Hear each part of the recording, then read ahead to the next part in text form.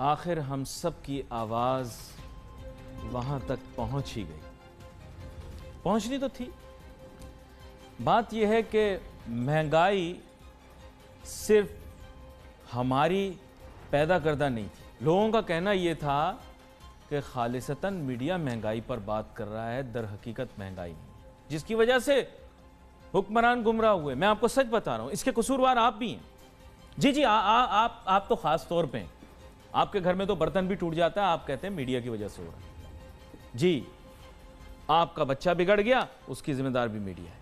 महंगाई के ऊपर मीडिया ने जब आवाज़ उठाई तो लोगों ने बात इसलिए न सुनी क्योंकि बुनियादी तौर पर आप मीडिया की शक्ल को मस्क करते रहे, हमारे पैगाम को किसी तरह दबाते रहे, पसे पुश्त रखते रहे। मीडिया वाले हैं, मीडिया वाले कहते रहते हैं। फिर आखिरकार आहिस्ता आहिस्ता, क्योंकि सच्चाई है ना, सच्चाई छुप नहीं सकती, ना हम छुपा सकते हैं ना आप छुपा सकते हैं। जो लोग हमदर्द हैं मौजूदा हुकूमत और मौजूदा हुकूमती सियासी जमात के, उन्होंने मुस्तरद कर दिया, यकसर मुस्तरद कर दिया। अपोजिशन थी, उन्होंने बहुत बढ़ा चढ़ा के पेश किया कि जनाब महंगाई तो इतनी बढ़ गई, ये वो। लेकिन बीच में we have to find middle ground. महंगाई है, इट इज़ अ रियलिटी। बहुत सारे लोग उसके बेनिफिशरीज हैं, उनको आप चाहे माफियाज कह लें। अवाम जो है बुनियादी तौर पे वो रिसीविंग एंड पर है। कीमत कुछ भी हो जाए चीज़ों की, उनको ख़रीदनी पड़ती है, मजबूर हैं। आटा, चीनी, दाल, चावल खरीदेंगे? नहीं खरीदेंगे तो फिर अपनी खुराक की जो ज़रूरियात हैं कैसे पूरा करें? नहीं हो सकता। So reality of the matter is, चाहे आप मानो या ना मानो, हकीकत ये है कि महंगाई अपनी जगह मौजूद भी थी और उसकी शरह में वक्त के साथ साथ इजाफा भी हो रहा था। अब जब अलार्म बेल्स रिंग करना शुरू हो गई, अलार्म बेल्स कब बजती हैं? जब अपोजिशन मुतहरिक हो जाती है। और अपोजिशन को ये मौका कब मिलता है? जब महंगाई की शरह बहुत ज़्यादा बढ़ जाती है, बेरोज़गारी बहुत ज़्यादा बढ़ जाती है। अगर ये दोनों चीज़ें कंट्रोल में हों तो मुशर्रफ जैसा हुक्मरान भी चल जाता है। वो देखो दुबई में बैठे मुस्कुरा रहे। सर, आपके बारे में इसलिए बात नहीं हो रही क्योंकि आज भी आपको कोई याद करता है, मेरे अलावा मेरे ख्याल से कोई एंकर आपका नाम भी नहीं लेते। तो बात यह है मुशर्रफ साहब, आपके दौर में इसलिए ज़्यादा शोर नहीं मचा क्योंकि महंगाई जो था, उसका जो तनासुब था, वो कुछ ऐसा तनख्वाहों के साथ मैच हो गया था कि लोग बेचैन नहीं होते। यही चीज़ मैं मौजूदा सियासी हुक्मरानों को भी बताता हूँ कि आपने एक रेंट सीकिंग इकॉनमी बनाई हुई है, जहाँ कुछ लोग बेनिफिशरीज हैं, कुछ माफियाज मुतहरिक हैं, लेकिन उसमें नुकसान आप क्या करते हैं कि उसका लार्जर गुड आप कभी नहीं देख रहे होते। लार्जर गुड देखना ज़रूरी है। सबको खुश रखो। पाकिस्तानी कौम जो है ना, बड़ी छोटी सी चीज़ पर खुश हो जाती है। ये वो लोग हैं, इनको डोनाल्ड ट्रंप ने एक दफ़ा बोल दिया आई लव यू पाकिस्तान, ये 2 हफ्ते सोए नहीं। जैसे किसी हसीना ने इनको कह दिया आई लव यू, इनको लगना शुरू हो गया हकीकत में वो इनसे मोहब्बत, वो इनकी मोहब्बत में मुब्तला हो गया है। तो बुनियादी तौर पर बात यह है कि पाकिस्तानी कौम को बहुत थोड़ा सा आप कुछ दें और वो बहुत ज़्यादा खुश हो जाती है। क्या मांग रहे हैं ये लोग? अवाम क्या मांग रही है? अवाम क्या मांग रही है? अवाम बेचारे कहते हैं साहब हमको नौकरी दे दो, चाहे उसमें किसी तरह की भी मुलाजमत हो, चाहे हमें खाकरूब की नौकरी मिल जाए, बस नौकरी हमें दे दो, हम नौकरी पे लगे रहें। और साथ साथ जो है, यानी दिहाड़ीदार कहता है मुझे दिहाड़ी लग जाए मेरी। और जो दूसरी इनकी थोड़ी बहुत जो छोटी मोटी डिमांड है वो ये है कि महंगाई ज़्यादा ना हो, कम से कम घर शाम को जाएं तो पेट भर खाना खा लें, बस ये डिमांड है। पाकिस्तानी इसी चीज़ से मुतमईन है। इनको चांद पे नहीं जाना अमरीकनों की तरह ना, इनको पहाड़ों से छलांगे नहीं मारनी। हमारे अपने मुल्क के अंदर सबसे, आप समझे, दुनिया की दूसरी सबसे बड़ी, सबसे ऊंची चोटी है ना, केटू। कभी देखा पाकिस्तानी को? एक आधा को पाकिस्तानी गलती से ऊपर चला जाता है, बाकी सारी दुनिया से लोग आ रहे हैं। ना इनको पहाड़ पे चढ़ने का, ऊंचाई का शौक है, तरक्की का शौक है, आगे बढ़ने का शौक है, ना तालीम का शौक है, ना ईजाद का शौक है, ना किताब लिखने का शौक है। ये बेचारे बस कहते हैं हमको 2 रोटी दे दो हम खुश हैं। अच्छी बात है ना, बड़ी मासूम कौम है हमारी। नहीं, मैंने तो हुकूमत की करनी थी तो आपकी हो गई, सॉरी गलती हो गई। जो हकीकत है मुंह से निकल जाती, क्या करूं? एक बुजुर्ग ने दुआ दे दी थी टीवी पर, जब आओगे मुंह से सच निकल जाएगा। खैर एनीवे, मेरे साथ बहुत ही आम मेहमान शामिल गुफ्तगू हैं। जनाब साहब, वेलकम करता हूं आपको शो में। Thank you sir. माजरत, असल में तमहीद के अंदर कुछ जज्बाती हो गया, कुछ हकायक मुंह से निकल गए, पता नहीं। वो मुझे किसी ने बताया था कि सबको खुश करना मुश्किल है लेकिन सबको नाराज़ करना आसान है, तो मैं सबको ही नाराज़ कर देता हूँ। लेकिन मैं चाहूँगा थोड़ा सा इस बारे में हमें बताएं कि पाकिस्तानी कौम की तो बड़ी मामूली और बुनियादी ज़रूरियात हैं, उनको पूरा करना क्या मुश्किल है? दिहाड़ीदार कहता है दिहाड़ी लग जाए, मुलाजमत वाला कहता है तनख्वाह वक्त पे मिल जाए और सौदा सलफ रेट में मिल जाए। जी, आपने दुरुस्त फरमाया। हर हुकूमत की अच्छाई और बुराई में अवाम के पास एक ही पैमाना है। अगर उनकी आमदनी में गुजारा हो जाता है तो हुकूमत बहुत अच्छी है, और अगर उनकी आमदनी में गुजारा नहीं होता और कीमतें बातदीज बढ़ती हैं, तनख्वाह एक जगह रुकी है या कारोबार मुंजमद हैं, तो उनके लिए हुकूमत बुरी है। तो आप सही कह रहे हैं कि अवाम तो हुकूमत से बहुत ज़्यादा नहीं, 2 वक्त की रोटी मांगती है।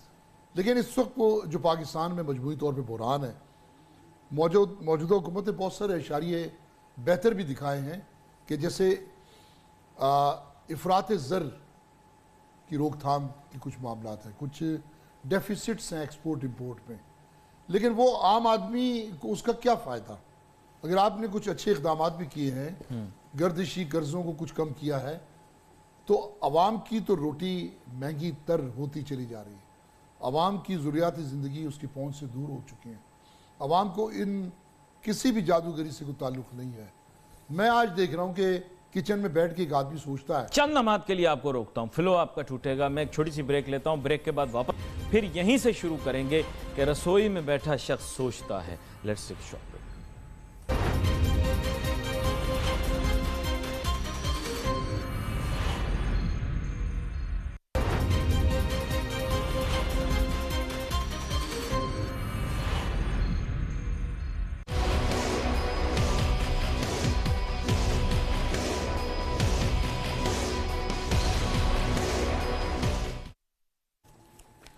गुफ्तगू का सिलसिला वहीं से जोड़ते हैं जहां छोड़ा था। अतीक मीर साहब, ब्रेक पे जाने से पहले आप कह रहे थे कि वो खातून जो रसोई में बैठी, किचन में बैठी, देख रही है। जी, यहां से आगे लेकर चलते हैं बात को। देखें, इस वक्त जो मेरी बात सुन रहे होंगे उनको उसका अंदाज़ा होगा कि सुबह उठने के बाद जब किचन में जाने का तस्वुर करती है खातून, तो उसके लिए फ़ैसला करना मुश्किल होता है। एक कम वसाइल की हामिल खातून कि उसको क्या पकाना चाहिए। दाल, सब्ज़ी, गोश्त तो पहुंच से बाहर है, लेकिन मैं समझता हूं कि एक सब्ज़ी जिसकी कीमत 100, 150, 200 रुपए किलो, फिर उसके लवाजमात की भी वही कीमत है। वो टमाटर है, वो प्याज है, लहसुन है, जी जी, अदरक है, तो उनकी कीमतें भी वही सब्ज़ी के बराबर हैं। जी जी। वरना ये इंग्रेडिएंट्स, ये जो छोटे छोटे मसाला जात हैं, इनकी तो कीमत ही नहीं थी। इसको कॉन्डिमेंट्स कह दे रहे, बल्कि सब्जी वाला ऐसे ही डाल दिया करता था ये चीजें। अब तो खैर, लेकिन आज दूसरी बात, अली भाई, मैं एक बात कहता हूँ, महंगाई का तो एक पूरे मुल्क में शोर है। हुकूमत को मतून करते हैं, हुकूमत एक हद तक जिम्मेदार भी है, लेकिन अगर मैं अपनी दुकान पर बैठकर वो आइटम बेच रहा हूँ जो एक मोनोपोली आइटम है, जैसे एक अशिया खुर्दोनोश हैं, बेसिक नीड्स हैं, और मैं लोगों को लूटने के प्लान करता हूँ, जैसे रमज़ान मुबारक में आप देखते हो, जी जी जी, तो क्या मैं उससे उदा बरी जुम्मा तो नहीं हो सकता? जिस तरह अभी आप कह रहे थे कि अवाम को आप भी जिम्मेदार हैं, तो हकीकत ये है कि मैं उन तमाम ताजरों से बात कहता हूँ कि जो ये सारा मलबा अपने ऊपर उतार के हुकूमत की तरफ डालते हैं, अपनी भी तो इस्लाह करें। अच्छा, वो अतीक मीर साहब, एक सवाल पूछना था आपसे। जब भी किसी फल फरोश से, सब्ज़ी वाले से पूछता हूँ कि जनाब ये इतनी महंगी क्यों है सब्ज़ी फल, तो कहता है पीछे से बहुत महंगा मिलता है। जिसके पास भी जाता हूँ कहता है पीछे से बहुत महंगा आ रहा है। तो ये पीछे कहाँ जाके रुकता है? ये पीछे देखें, इतना फ़र्क जो एक ठेले पर या एक फल या फ्रूट की दुकान पर आने के बाद जो कीमत मुकर्रर की जाती है, आप कभी सब्ज़ी मंडी चले जाइए, वहाँ ठीक है, मामूल से ज़्यादा कीमत हो सकती है, लेकिन ये तफरीक कि एक चीज़ अगर 50 रुपए किलो मंडी से निकलती है, वो 150 और 200 रुपए किलो बिकती है। अच्छा अतीक मीर साहब, एक आपके साथ मैं इस पर ना डिस्कोर्स करता हूँ, ठीक है, डिस्कशन करता हूँ। एक दफ़ा मैंने सब्जी वाले को रोक लिया, मैं आम एंकर हूँ, आपको पता है, आम आदमी टाइप। मैं रुक गया, मैंने कहा समझाएं, आप इतना महंगा क्यों दे रहे हैं, मंडी से महंगा है। उसने कहा कि अली साहब, आप टीवी पर आते हैं, शोर वोर मचाते हैं, आए प्रैक्टिकली मैं आपको दिखाता हूँ।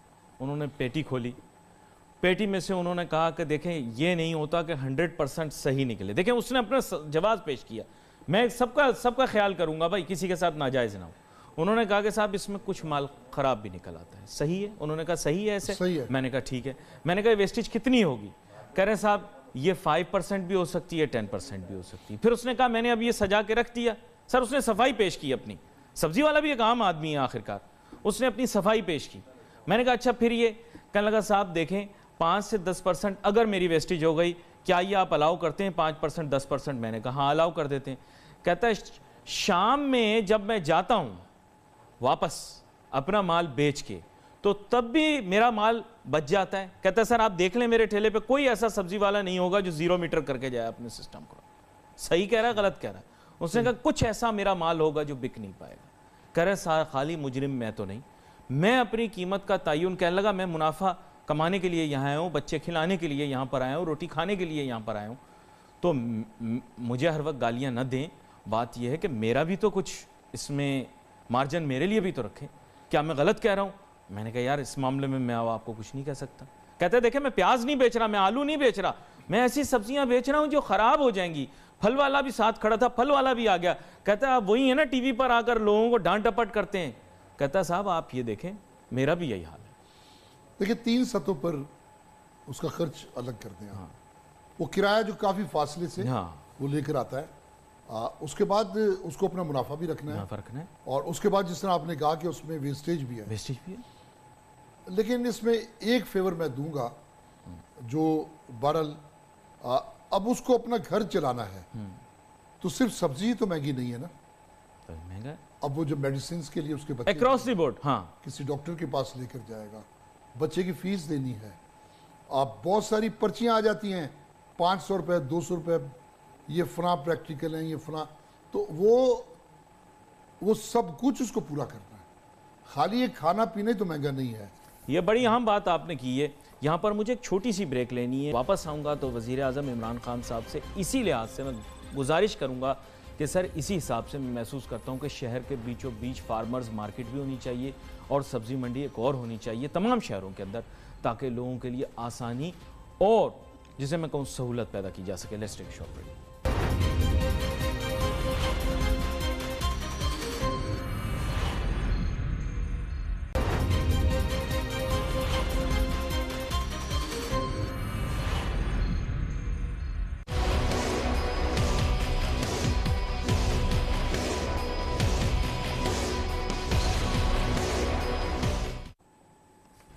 चलें अब हल की जानिब जाते हैं।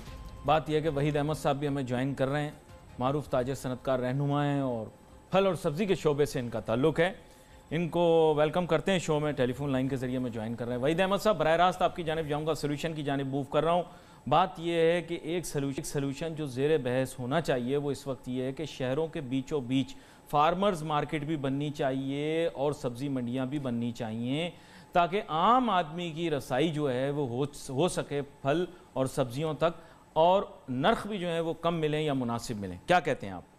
हाँ बिल्कुल अच्छी बात है। दुनिया में ऐसे ही होता है कि खैर हमारा तो शहर कराची जो 2 करोड़ से ज़्यादा आबादी है और पूरी एक होलसेल मार्केट है, वो भी कहाँ सुपर हाईवे जो जहाँ पे कराची ख़त्म हो रहा है वहाँ पे मार्केट हमारी है।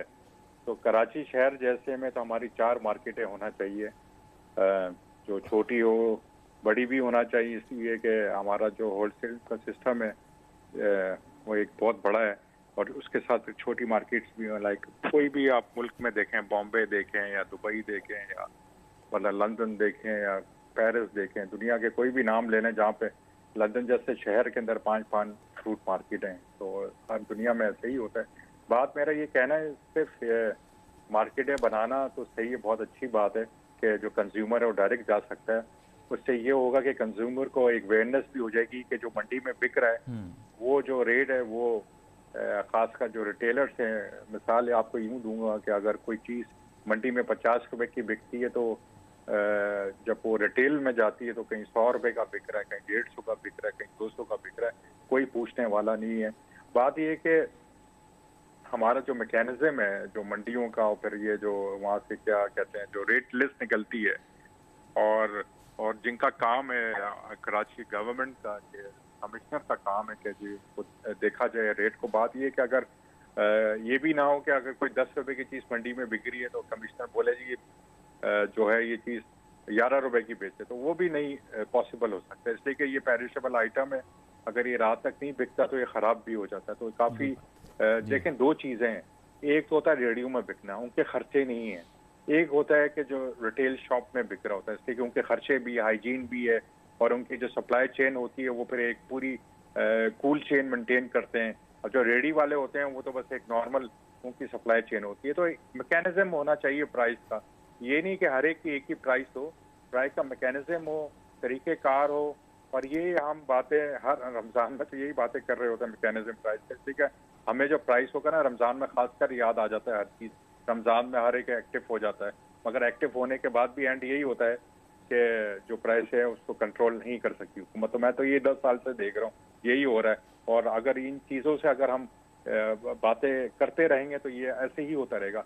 देखें, ये बात हमने दो बातें की, एक बात की कि मंडियां होना चाहिए, दूसरी बात की कि मैकेनिज्म जो है वो एक प्रॉपर तरीके से बने, स्टेक होल्डर को बैठाएं और सिस्टम बनाएं।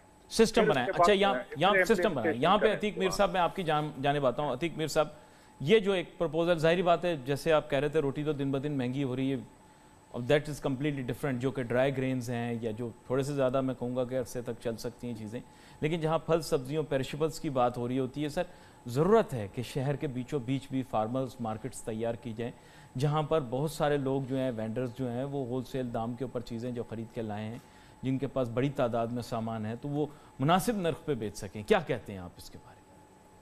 जी अतीक मीर साहब। देखिए, एक अच्छा आइडिया है, और मैं समझता हूँ कि आप इसी से अंदाज़ा करें कि एक पॉइंट है शहर के अंदर रिटेलर का, उससे कि कोई सब्ज़ी या फल की कीमत आप जब मालूम करते हैं जी, तो आपको बहुत महंगा लगता है।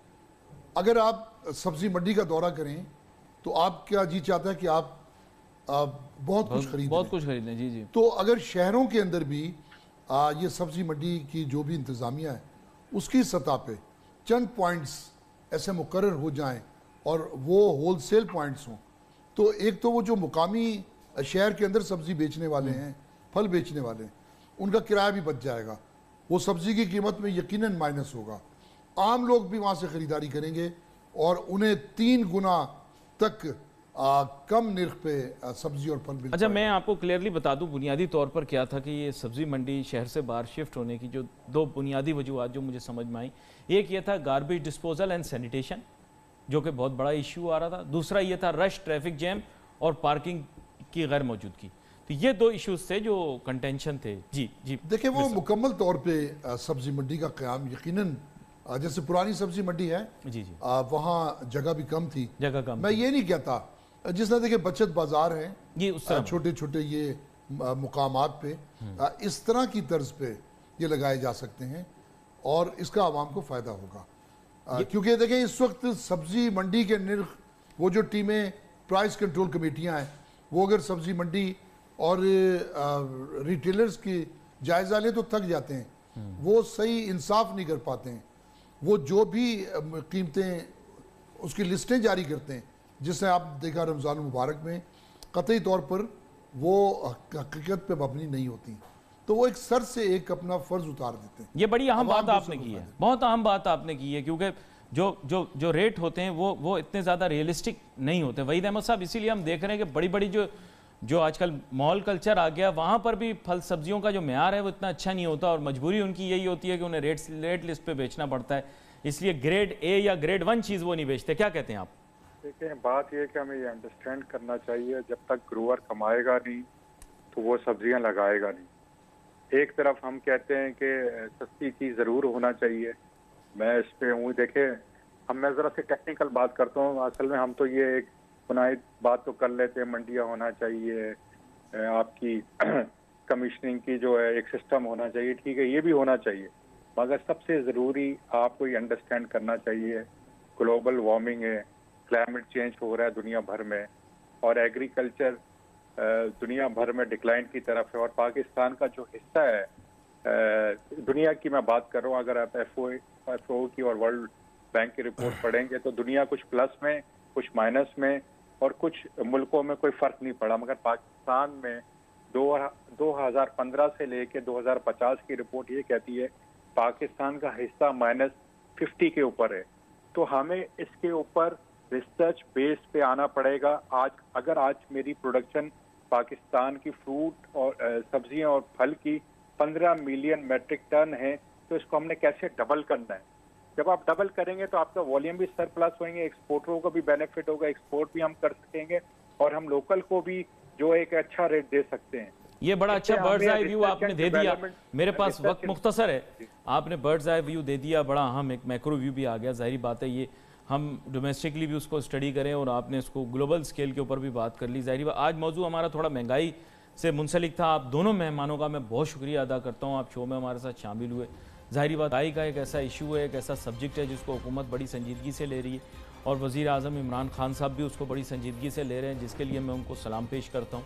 आगे भी यही तवक्को करते हैं कि वज़ीर आज़म इमरान खान साहब जो कामयाब हों महंगाई के इस जिन को काबू करने में और साथ ही साथ जो है वो नर्क कम करने में, चीज़ों के जो अशिया खुर्दनोश हैं, जैसे जिक्र कर रहे थे अतीक मीर साहब, और बहुत सारी चीज़ें इन्होंने बताई भी। 2 सोल्यूशन उन्होंने प्रोग्राम में बताए। वक्त हमारे पास मुख्तसर था, और भी चीज़ों के बारे में बात करेंगे मुस्तकबिल में। और क्योंकि उन्होंने अब ठान ली है वज़ीर आज़म इमरान खान साहब ने कि अब वो किसी भी तरह महंगाई को रोकेंगे, तो ये एक खुशाइन कदम है और अगर इसमें वो कामयाब होते हैं तो मेरे ख्याल से पूरे मुल्क का फ़ायदा होगा। तो लेट अस ऑल विश कि वो इस चीज़ में कामयाब हों और आवाम को रिलीफ मिले। We wait for your messages on Facebook. यहाँ पे अली नासर माई टीम को इजाज़त दीजिए। अल्लाह हाफ़िज़।